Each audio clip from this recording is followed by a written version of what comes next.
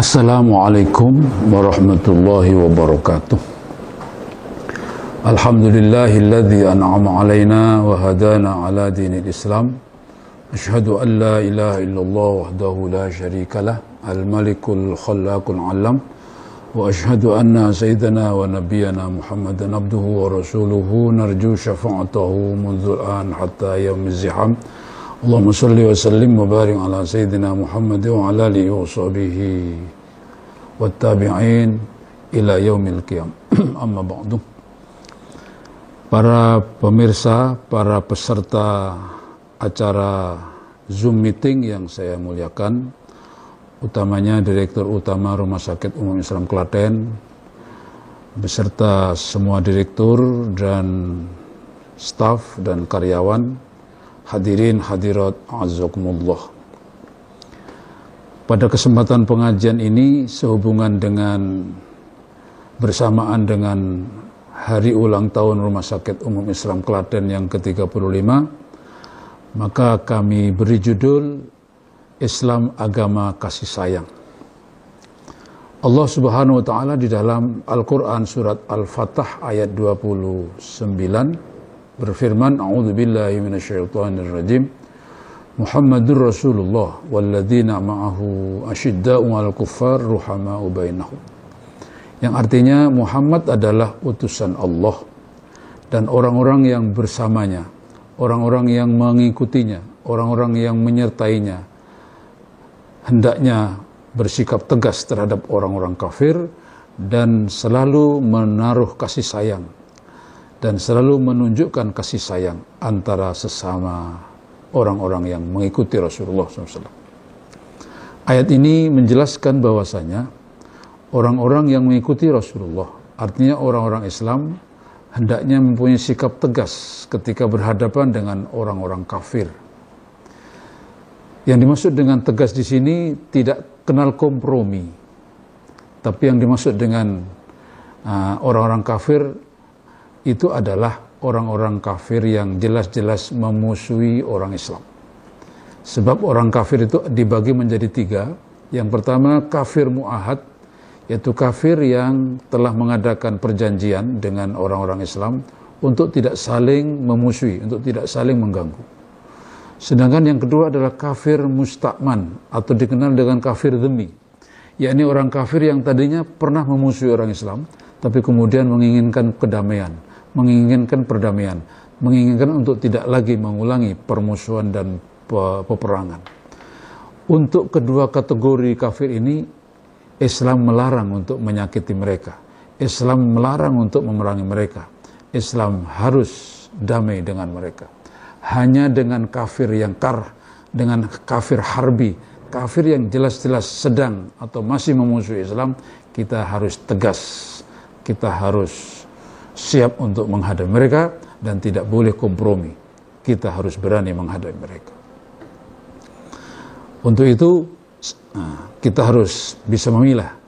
Termasuk orang-orang kafir di Indonesia ini bukan termasuk orang kafir mu'ahad, bukan juga termasuk kafir mustakman, apalagi kafir muharbi.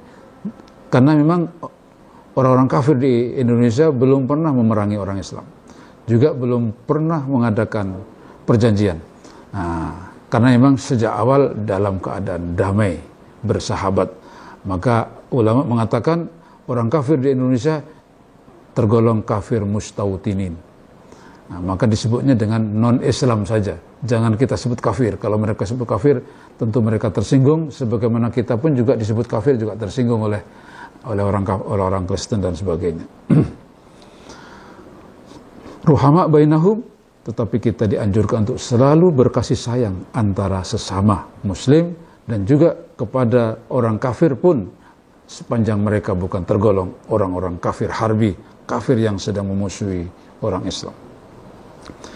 Kemudian Rasulullah Muhammad SAW sebagaimana diceritakan oleh Sayyidina Ali bersabda, la yadkhulul jannata illa rahim, tidak akan masuk surga kecuali orang yang punya sifat kasih sayang.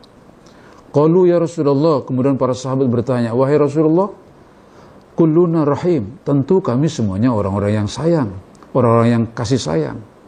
Qala, Nabi menjawab, laisa rahmata ahadikum nafsah khassah. Yang saya maksudkan mempunyai kasih sayang bukan menyayangi dirinya sendiri dan keluarga, walakinna hatta yarhaman nas amah, tetapi yang aku maksudkan sayang kepada seluruh manusia, bahkan kepada orang kafir sekalipun, tentu selama mereka bukan tergolong orang-orang kafir harbi, kafir yang memusuhi kita.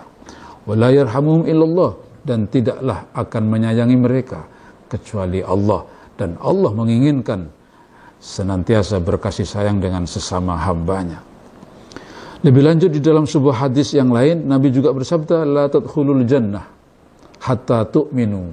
Kalian jangan bermimpi menginginkan masuk surga, kecuali kalau kalian menjadi orang-orang yang beriman, kecuali kalau kalian betul-betul beriman. Wala tu'minu hatta tahabu. Dan janganlah kalian mengaku sebagai orang mukmin kecuali kalau kalian saling menyayangi, saling mencintai, saling menghargai antara satu dengan yang lainnya. Ala adullukum ala amalin in amiltumuhu tahabu. Nabi kemudian mengatakan, apakah kalian tidak ingin aku beritahu suatu perbuatan yang apabila kalian lakukan, kalian akan tercipta suasana saling menyayangi, saling mencintai. Apakah amal itu? Ifsya'us salam, menebar kasih sayang, menebar salam, menebar kedamaian. Sangat jelas sekali dalam Islam, kasih sayang merupakan satu hal yang prinsip yang harus dilakukan, harus dibiasakan, harus ditegakkan, dan harus dibudayakan. Yakni tidak boleh adanya saling bermusuhan antara sesama muslim. Walaupun akhir-akhir ini cenderung umat Islam terpengaruh oleh pikiran-pikiran yang tidak sesuai dengan Islam yang sebenarnya, yaitu saling menebar kebencian, saling memperlihatkan ketidakcocokan antara satu dengan yang lain, bahkan saling mengkafirkan karena berbeda pendapat. Ini jelas tidak boleh dibiarkan. Ini jelas kita harus berusaha untuk tidak terpengaruh dengan pikiran-pikiran sesat seperti itu. Di dalam kitab Injil ada sebuah firman Allah Subhanahu wa taala. Tentu Injil ini Injil yang masih asli. Dikatakan inna fil injili maktuban. Di dalam kitab Injil ada sebuah pernyataan Allah Subhanahu wa taala yang bunyinya adalah ya bna Adam kama tarham fakadzalika turham. Wa kaifa tarju ayarhamakallah wa anta la tarhamu ibadah. Hai manusia, sebagaimana engkau sayang, maka engkau pun akan disayang. Artinya, kalau engkau sayang kepada sesama manusia, Allah pun akan menyayangimu. Wa kaifa tarju ayarhamakallah, bagaimana engkau berharap Allah menyayangimu? Wa anta la tarhamu ibadah, sementara engkau tidak menyayangi kepada sesama hamba-hamba Allah. Ini sangatlah rasional, sangatlah bisa diterima oleh akal sehat, bahwasanya manusia harus damai, manusia harus rukun, manusia harus saling menyayangi, harus saling mencintai, bahkan kepada orang yang berbeda faham sekalipun, apalagi sekedar berbeda partai, kepada orang yang berbeda keyakinan pun, selama mereka tidak memerangi kita, selama mereka tidak memusuhi kita, kita masih harus menyayangi. Sekali lagi, apalagi hanya berbeda organisasi, berbeda faham keyakinan dalam beragama, artinya sesama muslim, apalagi juga hanya berbeda afiliasi politik, harus tetap dijaga keharmonisan, harus tetap dijaga kerukunan, harus tetap dijaga persatuan dan kesatuan. Bahkan Rasulullah SAW juga bersabda, di dalam sabdanya ini beliau awali dengan sebuah sumpah.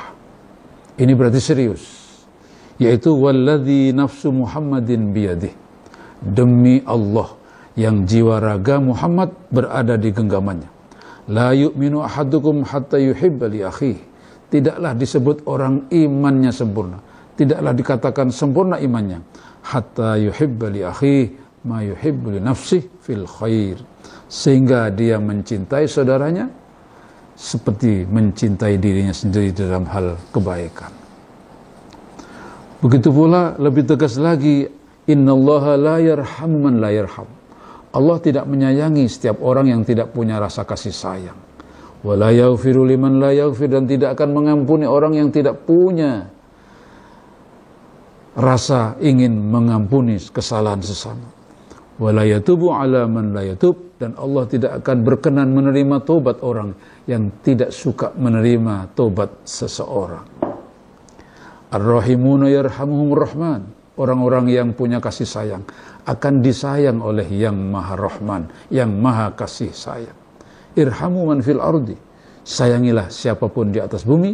Yarhamkum man fis sama, niscaya Allah dan para malaikat akan menyayangi kalian. Untuk hal ini kami ingin sedikit menyampaikan ilustrasi, yaitu cerita singkat di mana ada seorang ulama sufi terkenal di Mesir bernama Dhunnun al-Misri. Beliau saat itu sedang bersampan ria bersama murid-muridnya di Sungai Nil, di mana Sungai Nil adalah sungai yang sangat tepat untuk tempat rekreasi, untuk menghilangkan rasa penat. Maka ketika hari libur biasanya mereka bersampan ria bersama. Saat itu Syekh Dhunnun al-Misri bersampan ria bersama murid-muridnya, tentu dalam keadaan senang, bersuka cita. Tapi tiba-tiba ada sebuah sampan yang dikendarai oleh sekelompok anak-anak muda yang setengah mabuk kondisinya. Tentu karena mereka dalam keadaan setengah mabuk, ketika melintas di samping sampannya Syekh Dhunnun al-Misri tadi, mereka sambil berteriak-teriak dengan kata-kata yang tidak sopan dan meremparkan botol-botol bekas minuman mereka, bahkan sambil menyiram air kepada kelompok Dhunnun al-Misri dan santri-santrinya tadi. Tentu itu sangat mengganggu ketenangan mereka. Tentu itu sangat tidak menyenangkan bagi Dhunnun al-Misri dan santri-santrinya.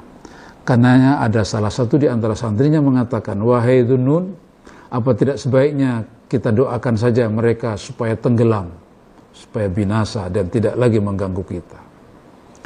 Waktu itu Dhunnun kemudian merespon apa yang diinginkan oleh santrinya dan kemudian memulai berdoa. Ayo kalau gitu kita berdoa. Di dalam doanya, intinya doa adalah, ya Allah, sebagaimana kau bahagiakan mereka, sebagaimana kau membuat mereka senang, bahkan cenderung berlebihan, jadikanlah mereka pada saatnya nanti menjadi penghuni surgamu. Amin. Tentu santrinya bertanya, di mana letak doa kita supaya mereka tenggelam, wahai guru? Kenapa mereka tidak kau doakan semoga tenggelam? Bahkan justru kau doakan semoga mereka masuk surga. Belum sempat beliau menjawab pertanyaan santrinya, tiba-tiba perahu atau sampan yang dikendarai oleh anak-anak muda yang setengah mabuk tadi meluncur ke arah Dhunnun sambil berteriak, "Wahai Dhunnun, tolong kami ingin bergabung, kami ingin dibimbing, kami ingin menjadi orang-orang baik, orang baik-baik." Maka saat itu Dhunnun al-Misri mengatakan, nampaknya doa kita dikabulkan oleh Allah. Mereka ingin bergabung dengan kita, mereka ingin kita bimbing, mereka ingin menjadi orang baik-baik. Apakah tidak lebih baik kita doakan seperti itu daripada kita doakan tenggelam, kita doakan binasa? Maka sesuai dengan sosiolog barat yang bernama Stephen R. Covey mengatakan, win-win solution. Artinya kita harus bijak menghadapi siapapun. Jangan ada kebencian di antara kita. Toh mereka adalah hamba Allah pula. Toh mereka adalah ciptaan Allah yang sengaja Allah kehendaki seperti itu untuk menguji kita. Sejauh mana kita merasa handar beni terhadap sesama hamba Allah. Saya ingin mengakhiri dengan sebuah dialog yang menarik antara Nabi Ibrahim alaihissalam dengan seorang peminta-minta yang beragama Majusi. Saat itu orang peminta-minta yang beragama Majusi, yakni agama yang menyembah api, mendatangi rumah Nabi Ibrahim alaihissalam. "Wahai Ibrahim, tolong beri makan aku barang sepiring, karena aku sudah berhari-hari tidak makan." Nabi Ibrahim nampaknya menginginkan kesempatan itu sambil berdakwah. Baik, saudaraku, aku ingin memberi makan, tapi dengan syarat masuk Islamlah terlebih dahulu. Nampaknya Allah belum berkenan memberikan hidayah kepada orang Majusi itu. Dia pun menjawab, kalau harus masuk Islam, mending lapar tidak mengapa. Langsung ngeloyor dia, langsung pergi meninggalkan Nabi Ibrahim. Tidak lama Allah memberikan wahyu kepada Nabi Ibrahim yang isinya, "Hai Ibrahim, aku telah memberinya makan orang itu sejak 50 tahun yang lalu. Dan aku tidak memaksa dia masuk Islam." Nampaknya tanggap Nabi Ibrahim dengan firman Allah itu. Langsung dikejarnya dia. Dan ketika sudah bertemu, "Hai saudaraku Majusi, ayo datang ke rumah, akan aku beri makan engkau secukupnya." Loh, tidak mau kalau harus masuk Islam. Tidak harus masuk Islam, tidak mengapa. Loh, kenapa berubah? Tadinya engkau harus masuk Islam terlebih dulu aku kalau engkau beri makan. Tidak. Memangnya kenapa? Allah baru saja memberiku wahyu. Bagaimana wahyu Tuhanmu kepadamu? "Hai Ibrahim, aku telah memberi makan orang itu sejak 50 tahun yang lalu." Karena memang orang itu umurnya 50 tahun. Tapi aku tidak pernah memaksa dia masuk Islam. Kamu baru akan memberi makan sekali saja. Baru akan memberi makan, sudah berani memaksa dia masuk Islam. Bukankah masuk Islam itu merupakan kesadaran, bukan karena paksaan? Nampaknya orang Majusi itu tertegun, terkesan dengan cerita Nabi Ibrahim bahwa Allah mengatakan, aku telah memberinya makan sejak 50 tahun yang lalu dan tidak memaksa dia harus masuk Islam. Kamu baru akan memberi makan sekali saja sudah memaksa masuk Islam. Apa yang terjadi? Orang Majusi tadi mengatakan, "Ya, kalau saya tak masuk Islam." Loh, memangnya kenapa kok tiba-tiba kau masuk Islam? Karena aku yakin agamamu adalah agama yang benar. Karena agama tidak memaksakan keyakinan. Dan itu saya yakin itulah agama yang benar. Maka saat itu dia langsung masuk Islam. Kesimpulannya adalah apa? Mari kita ciptakan kasih sayang kepada sesama, terutama kita yang berkecimpung di dalam rumah sakit ini, di mana menangani pasien yang mana mereka sangat butuh kasih sayang. Mari kita semuanya, terlebih para tenaga medis, para perawat dan semua yang tergabung di dalam rumah sakit ini, mari kita ciptakan kasih sayang. Mari kita rawat mereka. Mari kita layani mereka dengan penuh kasih sayang. Bukan karena kita tugas, tapi kita ingin berbagi kasih sayang.